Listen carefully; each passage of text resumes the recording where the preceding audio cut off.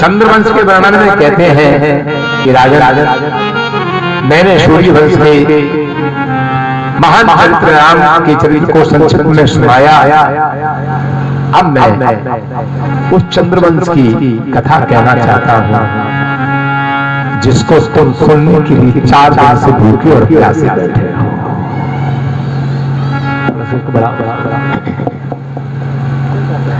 चंद्रवंश कहां से आरंभ हुआ? भगवान की नाभि से कमल हुआ। कमल से ब्रह्मा का जन्म हुआ। ब्रह्मा के पुत्र अत्रि हुए। अत्रि के पुत्र चंद्रमा हुए। चंद्रमा के पुत्र बुध हुए। बुध की इलाके से पुरुरवा राजा का जन्म हुआ। पुरुरवा एल के नहुष हुए। नहुष के 6 पुत्र हुए जिसमें ययाति सबसे बड़े बड़े। उनके 5 पुत्र हुए। इसमें सबसे छोटे थे यदु सबसे बड़े बड़े। पुरु से वंश चला और यदु से यदुवंश चला। इसी वंश में दुष्यंत हुए, भरत हुए, रंतिदेव हुए और इसी वंश में परीक्षित तुम्हारा जन्म हुआ। ययाति के जो बड़े पुत्र थे उनका नाम यदु था। उनके नाम से यदुवंश चला। इसी यदुवंश में भगवान श्री कृष्ण ने अवतार लिया। इसी वंश में अजमीत नाम के एक राजा हुआ। अजमीत के पुत्र देवमीत हुए। देवमीत के सूर्यसेन हुए। सूर्यसेन के वसुदेव हुए। वसुदेव जी के 7 बार हुए। वसुदेव जी का जन्म जब हुआ था तो आकाश में देवताओं ने दुंदुभी बजाई थी। दूसरा नाम उनका कानक दुंदुभी हुआ। वसुदेव जी के 7 बजाए हुए और दैत्य नाम के राजा के 7 पुत्री वसुदेव जी को ही दिखाई गई। ये जो देवकी सबसे छोटी थी वो कंस की चचेरी बनी।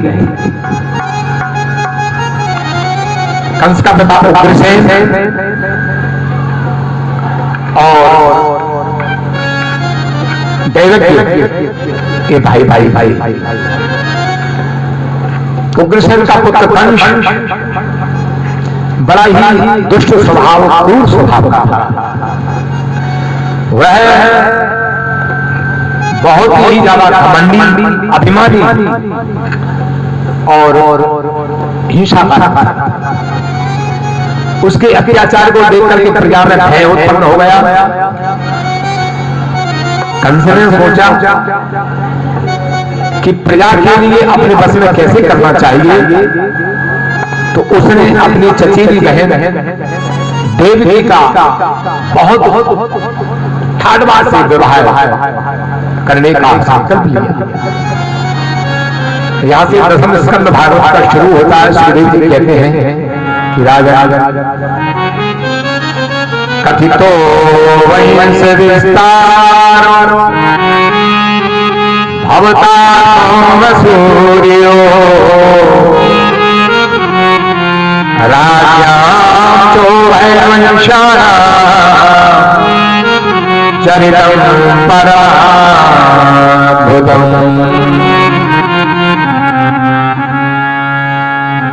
राजा ने कहा कि भगवान आपने सूर्य वंश का, चंद्र वंश का बहुत विस्तार कर दिया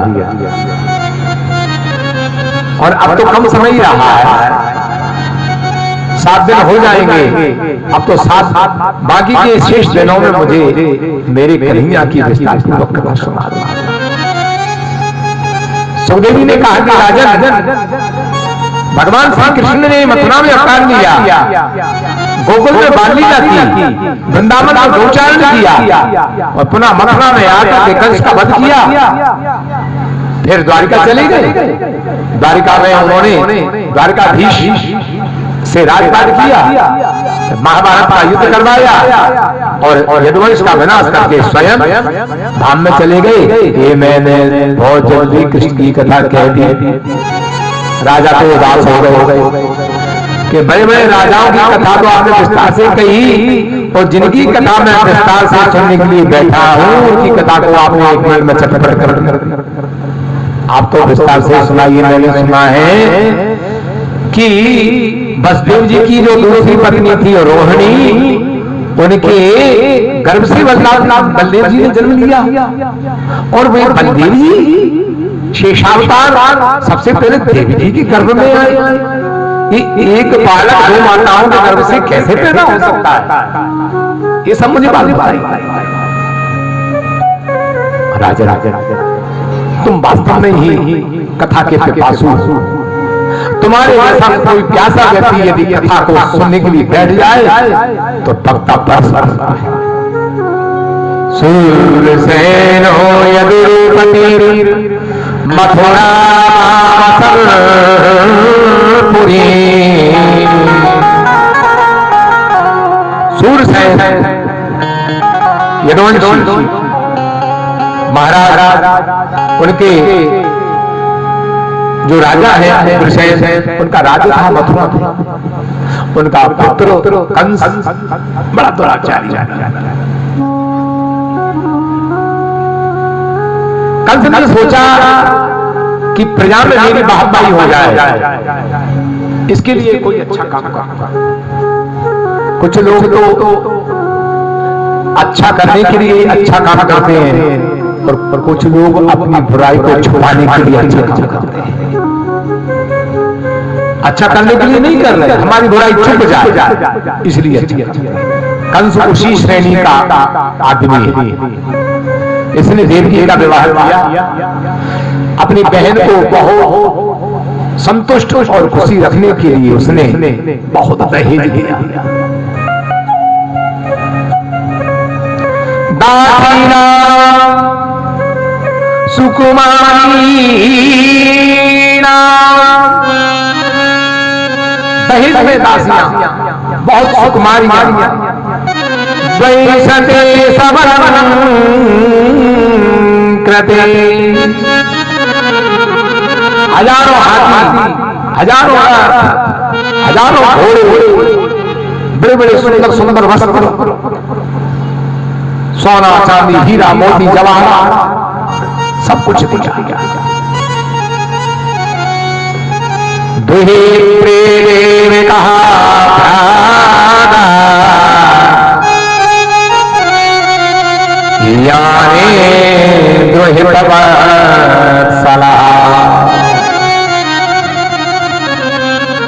जब विदाई का समय आया देवकी का, तो कंस ने बड़े भावुकता से अपनी बहन देवकी को स्वयं रथ पर सवार होकर सारथी बनकर वसुदेव जी बहनों इनको दोनों को बिठा करके एक मथुरा का युवराज स्वयं रथ पर सारथी बनकर के जब जाने लगा तो देवताओं के लिए उसकी एक खुशी सहन नहीं हुई। सुखदेव जी कहते हैं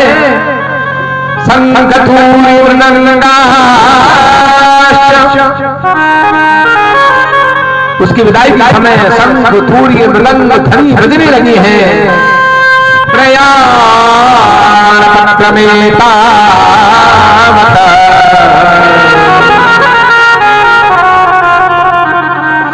ऐसे उसकी खुशी की समाचार को देवता देख नहीं पाए और उसी समय महाराज देवताओं ने आकाशवाणी के द्वारा कंस को संबोधित करते हुए कहा,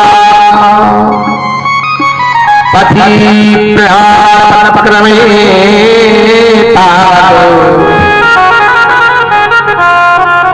अस्यातमो करो हता यारथे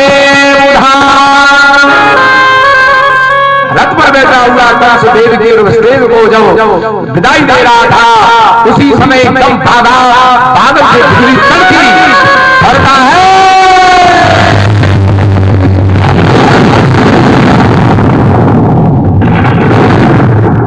तू जिसमें देवी को बड़ी विदा डाल रहा है,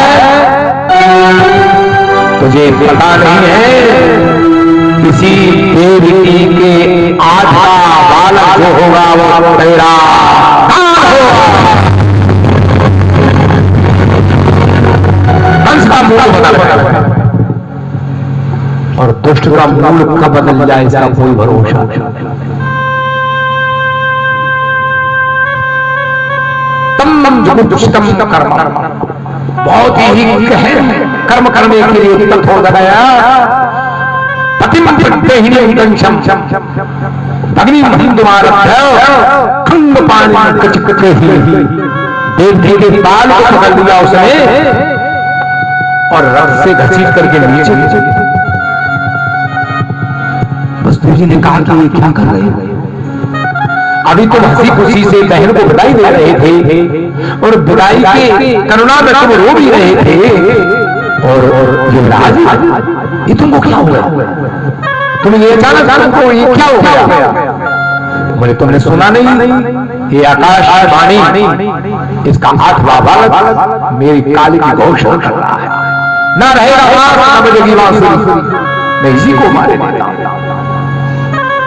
वसुदेव जी ने कहा कि क्षमा कर, मत्योर जन्मतां वीरा देहेन सहजायते। हे वीर, जिस क्षण व्यक्ति का जन्म होता है उसी क्षण उसकी मौत भी जन्म ले ही लेती है। इसलिए मौत से डरना क्या? और ये तुम्हें मौत से डर भी है तो मैं वसुदेव तुम्हें वचन देता हूं कि इसके बालक से तुम्हें कष्ट है और भय है, तो मेरे वचन पर विश्वास करो कि इसके जितने भी बालक होंगे मैं तुम्हें सौंप दूंगा, तुम जो चाहो तो करो। कंस जैसे अत्याचारी व्यक्ति को वसुदेव जी की वाणी पर विश्वास हो गया। इसके कारण क्या है? इसके 2 कारण हैं। एक तो वसुदेव जी महाराज का सत्यवादी चरित्र और दूसरा काल की गुंजाइश, क्योंकि काल परम सत्य है। वो वास वसुदेव जी महाराज की वाणी के द्वारा और कंस के दिल में बैठे। उनका वसुदेव कभी झूठ नहीं बोल सकते। यदि ये कह रहे हैं झूठ नहीं बोल सकते तो फिर मैं इसको मारने का अपराध न करते हुए मैं अपने काल को ही मारूंगा। उसने कहा कि मैं तुम्हें विदाई नहीं दूंगा, मथा में ही अपने कारागार में तुम्हें बंद करूंगा। वसुदेव जी को उसने कारागार में बंद कर दिया है। धरती कांप गई। उग्रसेन जी ने विरोध किया, उग्रसेन को भी उसने अपने राक्षसों के बल की सहायता से कारागार में डाल दिया। उसी समय महाराज देवकी और वसुदेव जी के यहाँ भगवान की इच्छा से पहला आया कीर्तिमय, उसका नाम कीर्तिमय था। वसुदेव जी महाराज अपने वचनों का पालन करते रहे। उस नवजात शिशु को ले एक तरफ मां की ममता रो रही है, एक तरफ पिता का सत्य वचन को कर्म करने के लिए प्रेरित कर रहा है। कंस के पास कंस ने उस छोटे से बालक को देखा तो हंसने लगा। ये बालक मेरी मृत्यु करेगा, ले जाओ ले जाओ ले जाओ, ये छोटा बालक मेरी क्या मृत्यु करेगा, छोड़ो छोड़ो। वसुदेव जी नारद ने सोचा कि दुष्ट के हृदय में दया आ जाए तो इसकी उम्र बढ़ जाएगी। कंस ज्यादा जीवित नहीं लेना चाहिए, इसके पाप का भार जल्दी भर जाए। इसके लिए नारद जी ने एक आध अंगुली का फूल कंस के पास लाकर कहा कि राजन, तुम देवताओं के गणित को समझते नहीं हो, गिनो तो कौन सा आठवां है। तो जितनी पंखुड़ियां गिनी सब पहली आदमी, इससे गिना तो ये आदमी, इससे गिना तो ये आदमी। कंस की बुद्धि चकरा गई। उसने कहा कि खतरे को मोल लेना ठीक नहीं। कारागार में गया, ममता की मूर्ति देव के बाद गोद से अपने क्रूर हाथों से कंस ने जैसे ही नवजात शिशु को छीना, मां का हृदय भैया छोड़ दे, मेरे बालक को छोड़ दे। उसके आंखों के सामने मां के बालक को कंस ने धरती पर पचीट काटे, धरती कांप गई, देवता घबरा गए। इस तरह से करते करते उसने 6 बालकों की हत्या कर दी। 7वें बालक के रूप में साक्षात शेषनाग भगवान मां देवकी के गर्भ में आए। उसी समय भगवान ने अपनी माया को प्रेरित किया कि माया, तुम देवकी के गर्भ को आकर्षित करके वसुदेव जी की दूसरी पत्नी रोहिणी जो नंद बाबा के घर में है, उनके गर्भ में प्रवेश करा दो। माया ने ऐसा किया और समाचार ये मिला कि 7वां गर्भ पतंग, इधर रोहिणी गर्भ, उनके यहाँ बलदेव जी का जन्म हुआ और महाराज 8वें गर्भ के रूप में वसुदेव रहे साक्षात भगवान पुरुषा भगवती के घर में साक्षात पुरुष परम पुरुष भगवान आए हैं। देवता आकाश आनंद से देने काल करने लगे और भगवान की आराधना करने लगे कि हे सत्यव्रत धारण करने वाले नाथ, धरती इस समय बहुत संकटमय है। आपने वचन दिया है, यदा यदा धर्मस्य ग्लानिर्भवति भारत धर्मस्य तदात्मानं सृजाम्यहम् परित्राणाय साधूनां विनाशाय च दुष्कृतां धर्म संस्थापनार्थाय संभवामि युगे युगे। जब पृथ्वी पर असुरों का अत्याचार होता है, तभी भूतल पर करुणा सिंधु का अवतार होता है। लेकिन किसी प्रेमी का जब प्रभु से अनोखा प्यार होता है, तभी अवतार लेने को प्रभु लाचार होता है। कोई प्रेमी भगवान से लाल लगाए तो भगवान को धरती पर आना पड़ता है। और सत्य ब्रह्म सत्य परम सत्य से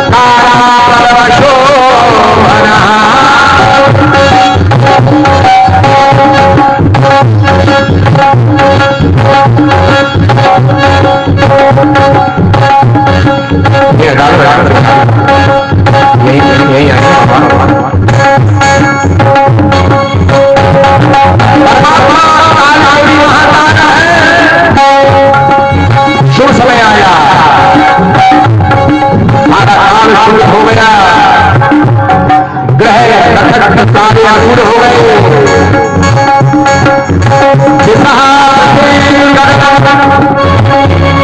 प्रसन्न हो गई।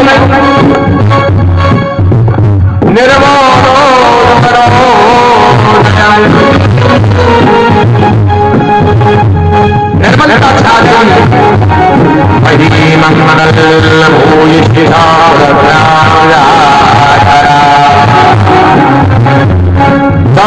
कोश मंडल आनंद में डूब गया।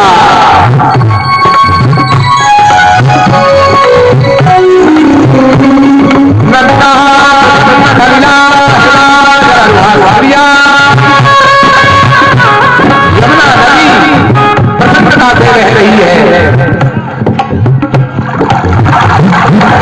ब्राह्मणों की अपनी जलने नदी है।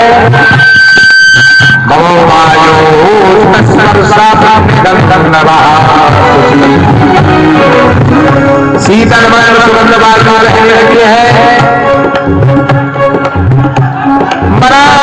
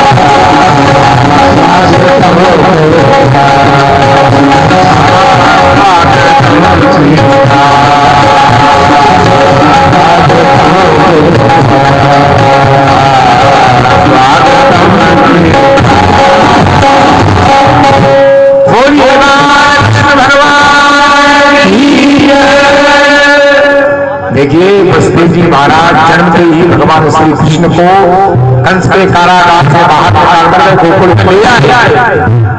अब आप सभी से ये निवेदन है कि अब थोड़ी देर के लिए आप बैठ जाए, थोड़ी देर के लिए बैठ जाए, बैठे बैठे भगवान का दर्शन करिए, यही यही उनको विराजमान करो, उनका मुकुट थोड़ा उठा करो, उनको रूप पर करो। देखिए भगवान की छवि, आप बालकृष्ण भगवान की छवि देख रहे हैं, कोई बात नहीं है, मुकुट उतारे तो उतार रहे हैं, अभी तो जल्दी हुआ है, घुंघराले वाले भगवान की सुंदर विराजमान है, लाला कन्हैया बंसी लिए है, बसदेव जी महाराज ने कहा बैठ जाओ, ऊपर बैठो, ऊपर बैठो। तो बसदेव जी महाराज रात्रि में ही गोकुल में आकर अगला बगला कर गए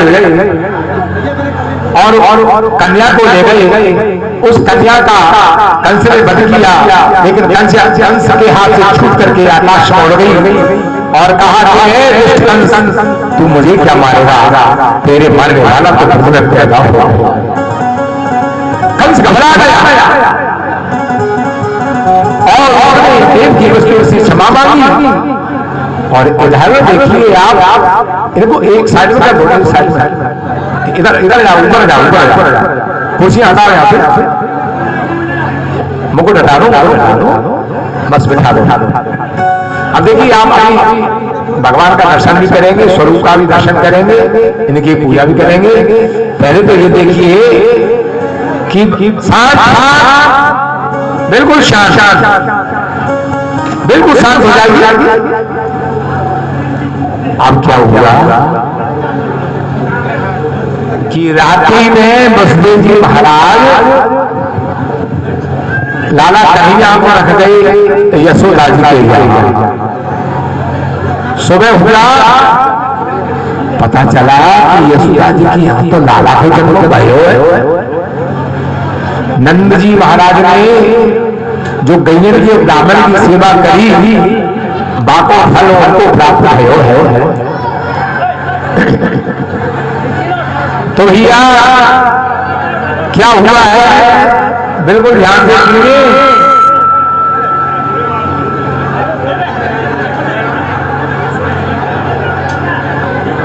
पहले शांत हो जाइए, शांत।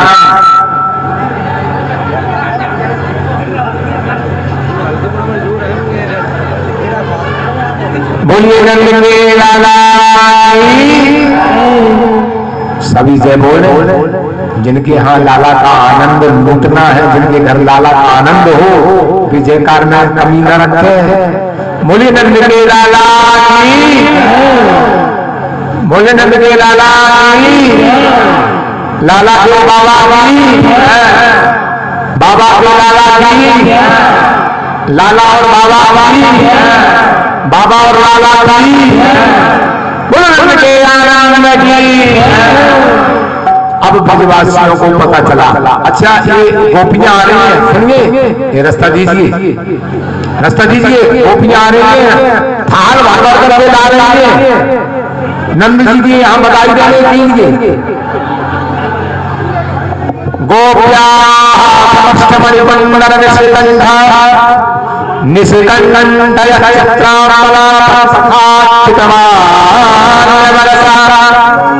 नंदालय कुंडल पयोधर शोभा।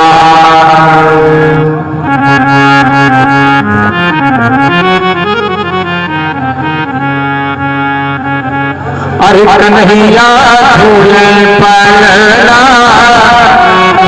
मैं बेगन में सुनिया, कन्हैया झूले